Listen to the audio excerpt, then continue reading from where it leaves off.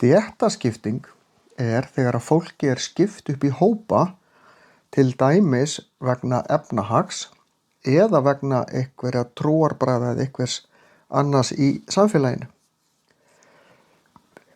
Efnahagsleg stéttaskipting, þá er átt við hvað fólk er með í tekjur, hvaða á og annarra gæða milli þjóðfélagshópa. Þá erum við farin að tala um tekjuskiptingu og hag. Með andlegri stéttaskiptingu er átt við skiptingu í virðingarhópa nokkurn veginn. Það er að segja í æðri stéttir og óæðri stéttir. Einhvers konar virðingarröð ákveðna þjóðfélagshópa.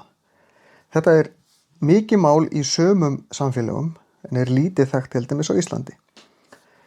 Við förum ekki mikið í manngreinarálit í samskiptum, en það eru þjóðir sem búa við mikla andlega stéttaskiptingu, til dæmis Indverjar, þetta svo kallaða kastakerfi. Þeir sem eru lægst settir á Indlandi eru álitnir svo lítilsfjörlegir að þeir eru kallaðir hinir ósnertanlegu. Þeir eru taldir vera óhreinir og fá einungis að stunda hin verstu störf. Stétt er hópur fólks innan samfélags sem hefur sömu félagslegu stöðu eða efnahagslegu stöðu.